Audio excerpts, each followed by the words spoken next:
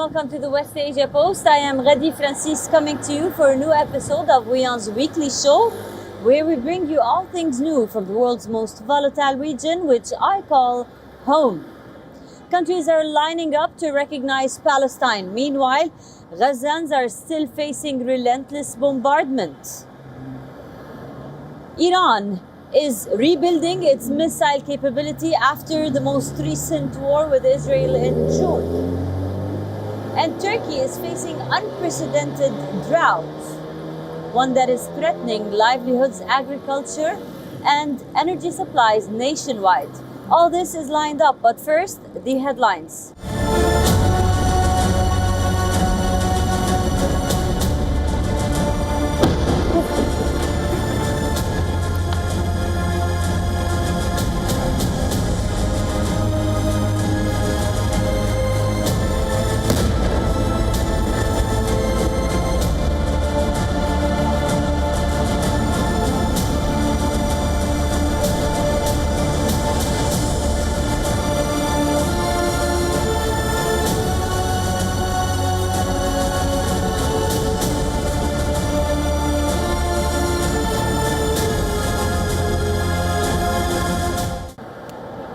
Big promises, loud speeches, global applause. Countries are lining up to recognize Palestine as a state.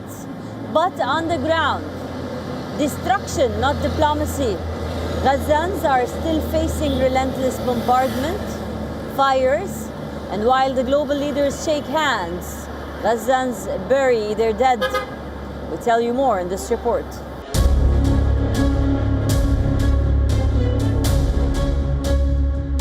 The United Kingdom formally recognises the State of Palestine.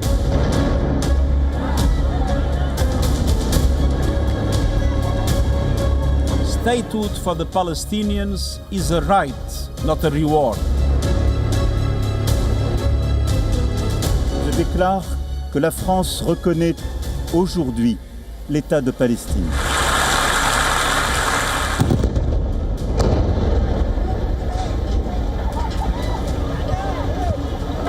The streets of Gaza tell a story the speeches in New York cannot hide. Rubble where homes once stood. Children queuing up for bread in the dust.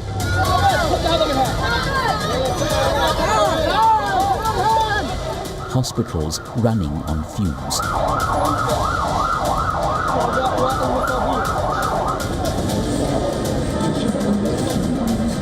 Recognition may be rising for a Palestinian state, but inside Gaza, suffering is the only constant.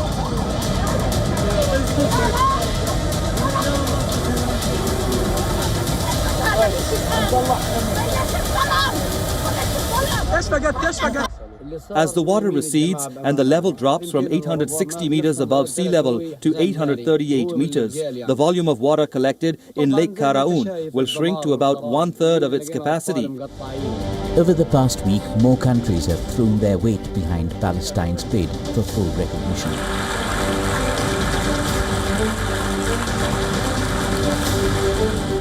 But in Gaza, Israeli strikes continue.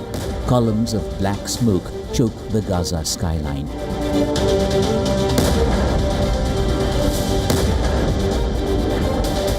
Concrete towers, once homes, now heaps of rubble. Forced to leave their broken homes, Gazans are once again rushing southwards, as mandated by Israeli forces.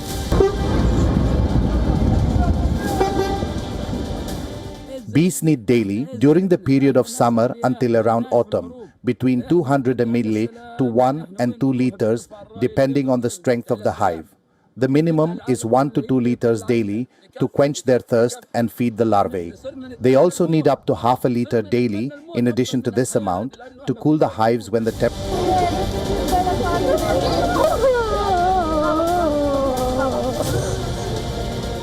There is no security in the south or in the north. My son was martyred in the north and another son martyred in the south, and his father too. Over 350,000 people have fled Gaza City alone. Children huddle in makeshift tents, hollow-eyed, feet caked in dust. The dead are buried in mass graves. Every aid truck entering faces peril. Dozens of aid seekers have died at convoy points, hunger sharpening into chaos. Israel is pressing ahead with its major offensive launched earlier this month, which is aimed at occupying Gaza City.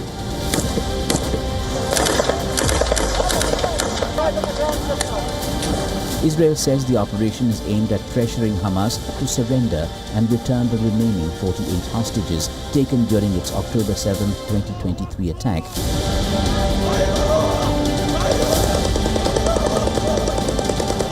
Israel believes around 20 of the captives are alive. Israeli Prime Minister Benjamin Netanyahu denounces leaders who recognized a Palestinian state. The final elements, the final remnants of Hamas are holed up in Gaza City. They vow to repeat the atrocities of October 7th again and again and again, no matter how diminished their forces. That is why Israel must finish the job. That is why we want to do so as fast as possible. The US expects a breakthrough related to Gaza in the coming days. President Trump presented a plan to Arab and Islamic countries.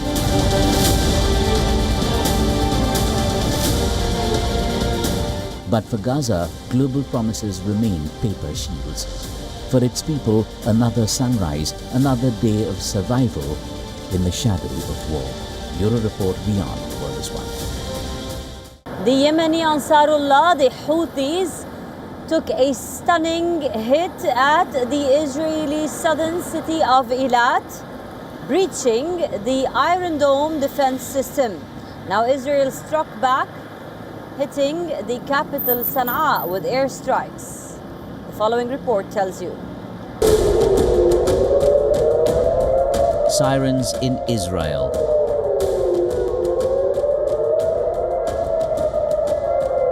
Fire in Sana'a. The war between Israel and the Houthis has escalated. In its most powerful retaliation so far, 20 Israeli Air Force jets flew more than 2,200 kilometers and bombarded 7 key military sites in Yemen's capital Sana'a.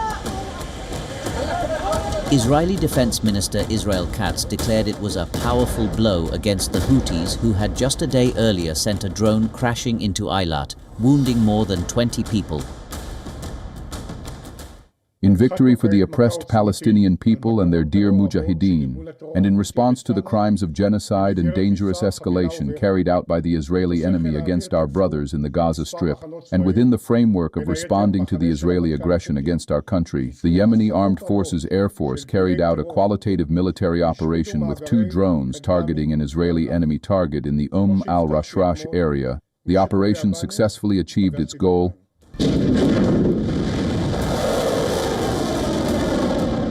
But Yemen's Houthis responded fast, firing yet another ballistic missile towards Israel.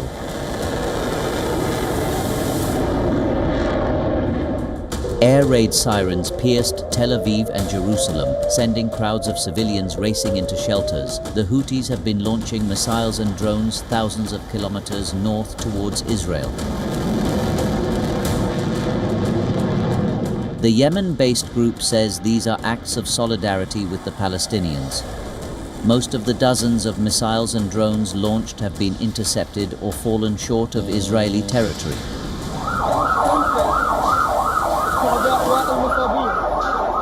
The Houthis, defiant as always, claimed responsibility, calling it a successful military operation targeting Israeli installations.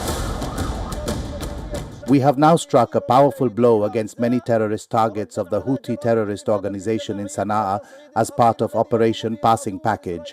Air Force aircraft attacked several military camps, including a camp of the Houthi General Staff, killing dozens of Houthi terrorist operatives and destroying UAV and weapons caches. As I promised yesterday, whoever harms us will be harmed sevenfold. The Eilat drone attack was one of those rare but alarming moments when Iron Dome failed to intercept in time, forcing Israel to rely on its layered defenses. including David's sling for medium-range threats and the arrow system for long-range interceptions.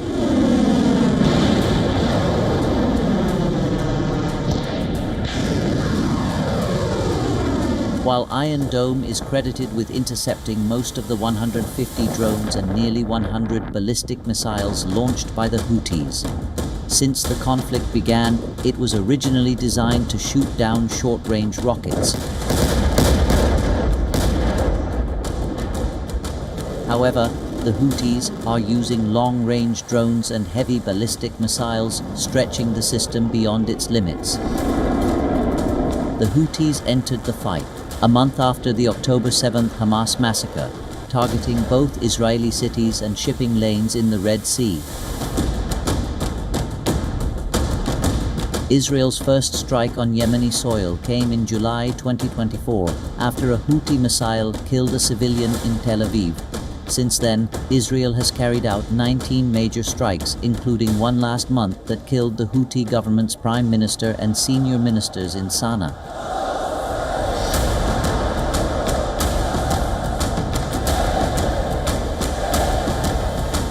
Now, with the largest air assault yet, Israel is showing its adversaries that no battlefield is too far away.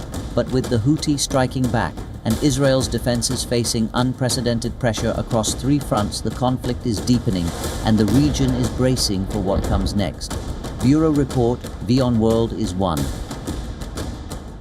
Iran is rebuilding its missile arsenal, rejecting any limits on range or capability. Now, satellite images show that Tehran is reconstructing its main missile production sites that were struck by Israel during the 12-day war in June. The next report tells you more.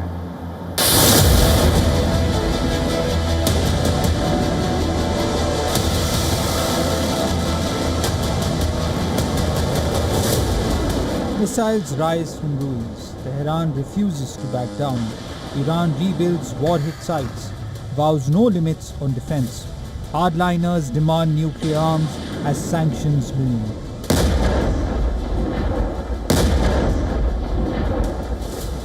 Iran's missile factories, destroyed in Israel's blistering attacks, are scrambling back to life. Buildings smashed in airstrikes are under reconstruction. Tehran has begun quietly rebuilding those sites. Bulldozers, cranes and new structures are already rising, signaling that Iran's missile program is not slowing, it is accelerating. For Iran, missiles are more than weapons. They are shields against isolation, deterrence against attack. But the missile issue is only part of the storm. Inside Iran's parliament, 70 hardline lawmakers have signed a letter demanding a shift in defense doctrine. Their call is to openly develop a nuclear weapon. They argue that decades of sanctions, assassinations and strikes prove Iran must now cross the line it has long avoided. Only the bomb can guarantee survival, one lawmaker declared. This debate lands as the Western nations prepares new sanctions, tightening the economic noose around Iran. Oil revenues are shrinking, the currency is sliding, and ordinary Iranians are fleeing the squeeze. Hardliners insist that pressure should be met with power. We did not surrender and we will not. We did not and will not yield to pressure in this matter or any other matter. Yet at the world stage, Tehran struck a different chord. Addressing the United Nations General Assembly, Iranian president vowed against building a nuclear bomb. We are not after a nuclear weapon. This is a religious belief and a fatwa by the supreme leader. Therefore, we have in no way pursued weapons of mass destruction and will never do so.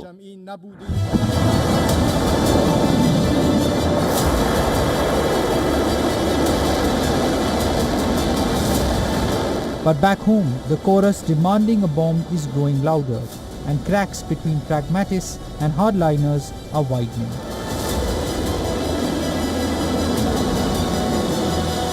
For Israel and the West, the situation is explosive. Israel insists it will never allow Iran to cross the nuclear threshold, while Washington warns of severe consequences if Tehran shifts course. At the same time, Iran's rebuilding of missile facilities raises the risk of fresh confrontation. The stakes could not be higher. A missile program in full swing, a parliament calling for the bomb, a president promising restraint, and a region holding its breath, wondering which path Iran will finally take. Bureau Report WION World is One. For the first time in 60 years, a Syrian president addresses the UN General Assembly. Ahmad al-Sharaa took the spotlight in the dramatic re-entrance of Syria into the international diplomacy. But the challenge remains back home. With a new parliament set to form on October 5th, is Ahmad al-Sharaa going to be able to heal internal divisions and reinstate stability to Syria? We tell you. From pariah to president, once branded a terrorist by the United States, now Syria's de facto president, Ahmad al-Sharaa, has made history by becoming the first Syrian head of state in nearly 6 decades to address the United Nations General Assembly in New York. His speech is being called historic by some, but it reopens an uneasy question. What does it mean when a man once branded a global jihadist now represents an entire nation? Al-Sharaa's story reads like a political thriller. Once a foot soldier of Al-Qaeda, captured by the United States in 2006, 5 years behind bars, and then upon release, the mastermind behind Al-Nusra Front. Later, merging into Hayat Tahrir al-Sham, he led the 11-day offensive that toppled the Assad regime in 2024, and by January this year, he was the president.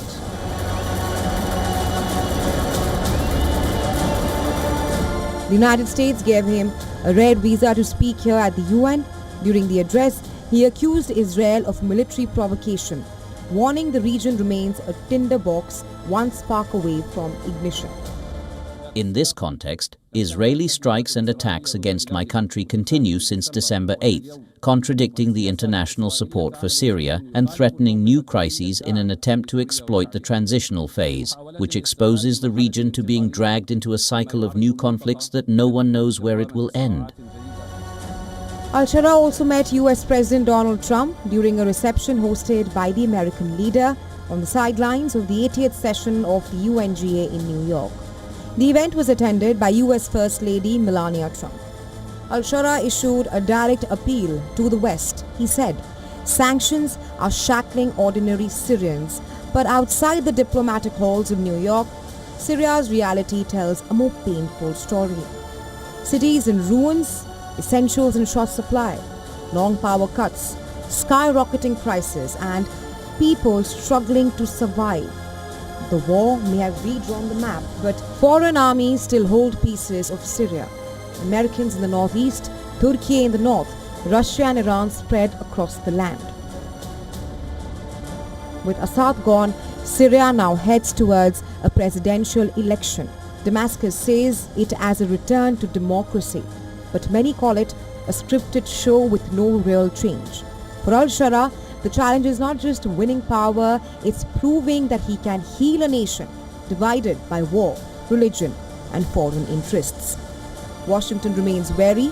Sanctions relief is still tied to reforms, human rights, and cooperation against terror. For now, Al-Sharaa may have rebranded himself from terrorist to president, but his future and Syria will depend on actions, not addresses. Bureau Report, WION World is One.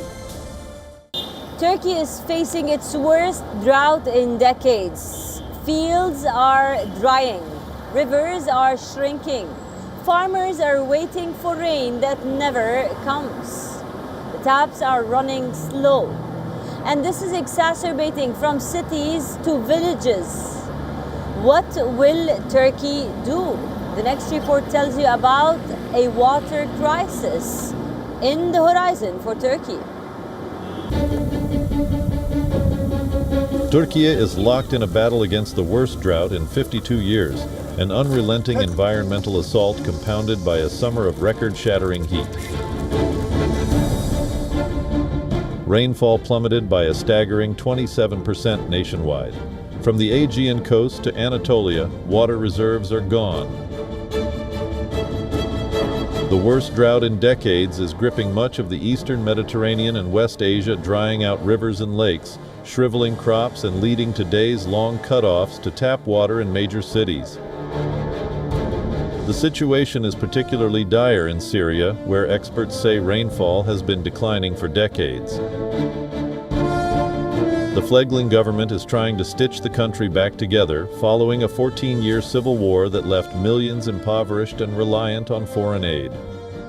In fact, the drought has really impacted negatively agriculture. We estimate that 75% of the wheat crop has been lost, and that could have fed 16 million people for a year. So it's really quite a serious food security situation in the country right now.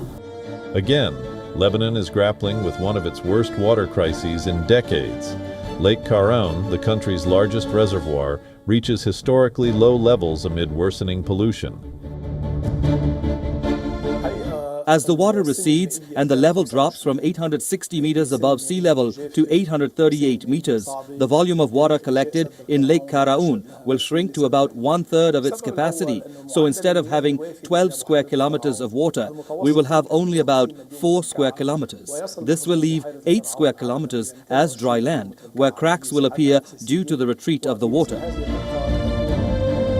In Iraq also, the drought is harsh. Bees once thrived among the date palms along the Shat al-Arab, where Iraq's mighty Tigris and Euphrates rivers meet, but drought has shriveled the green trees and life in the apiaries that dot the riverbank is under threat. In the historic port city of Basra, beekeepers following centuries-long traditions are struggling to produce honey.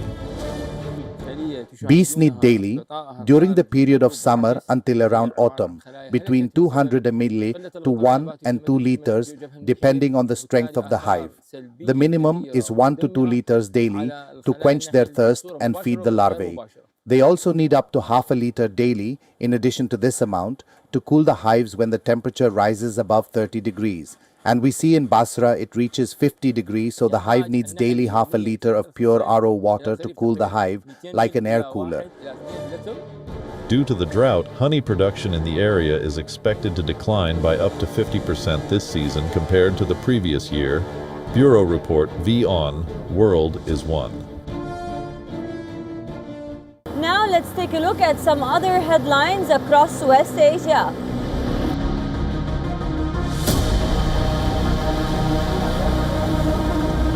Saudi Arabia celebrated its 95th National Day in Riyadh with a spectacular night parade lighting up the city. Special forces and police thrilled the crowd with combat drills, while female service members joined the parade for the first time, marking their growing role in the nation's defense. Billboards are multiplying along Egyptian city roads, distracting drivers as roadside ads surge with new infrastructure projects. Bright LED screens light up the night but strain eyes and clutter streets.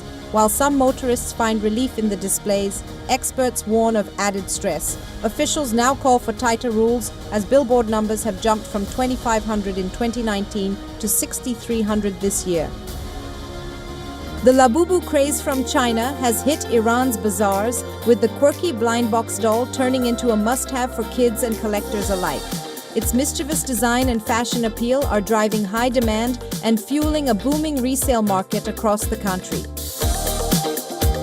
That's all we have for you on this episode of the West Asia Post. I will see you next week with a brand new lineup, always bringing you the most recent updates, news and ground reports from the world's most volatile region.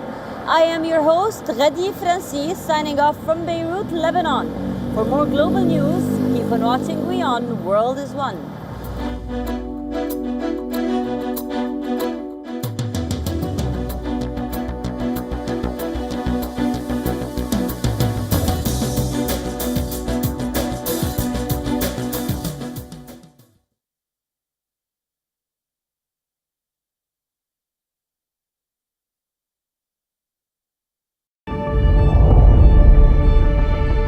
The Earth is sending distress signals.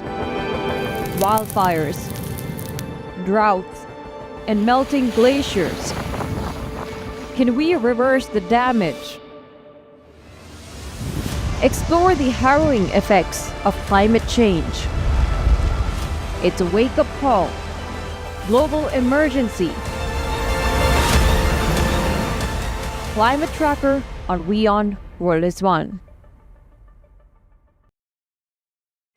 The stress of our world can take a toll on our physical and emotional health. Here, in New York's Catskill Mountains, lies a luxurious place of healing called WION Wellness Center.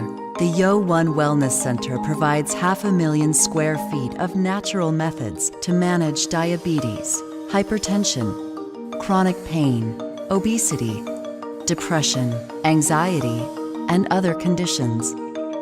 We use the traditions of centuries-old natural science from India, yoga, Ayurveda, acupuncture, and naturopathy in personalized programs that help you take charge of your own health. A minimum 5-day stay is recommended for best results. Book now at yo1.com. राष्ट्रीय स्वयंसेवक संघ। किसी के लिए ये विचार कट्टर है, तो किसी के लिए यही भारत की आत्मा है। किसी के लिए ये विद्रोह है, तो किसी के लिए राष्ट्र निर्माण के सिद्धांत। तो उन्होंने कहा कि ये अपना हिंदू समाज, ये सिर्फ संगठन नहीं, अब इसको संगठित करना चाहिए। 100 बरस की तपस्या है। हमारा संगठन तो एक अभेद्य किला है, इसकी दीवारों पर चंचू प्रहार करने वालों की चोचें वही टूट कर गिर जाएगी। एक चिंगारी से वट वृक्ष। देखिए सदी का संग्राम। आरएसएस की शताब्दी पर धारणाओं को चुनौती देने जल्द आ रहा है। केसरिया at 100. From the bustling trading floors of Wall Street to the vibrant exchanges of Asian stock markets, WION breaks it down for you to make sense of what's happening. As we reveal the key factors behind events, strategic battles, and the game-changing business decisions that shape the world. We bring you all of this and more on World Business Watch. As Bollywood biggies take the legal route, we decode what the protection of personality rights entails. Know all about the actors who are trying their hand in direction. And meet Rachel Lee Goldenberg, the director of Swipe. All this and much more with me, Diksha Bisla, on WION at these times.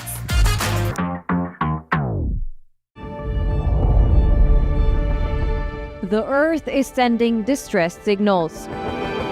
Wildfires, droughts, and melting glaciers. Can we reverse the damage?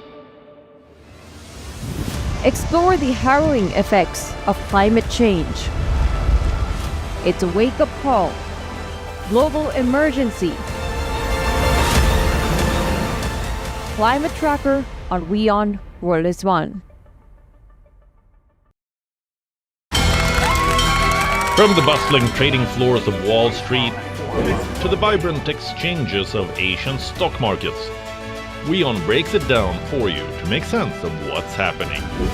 As we reveal the key factors behind events, strategic battles, and the game-changing business decisions that shape the world. We bring you all of this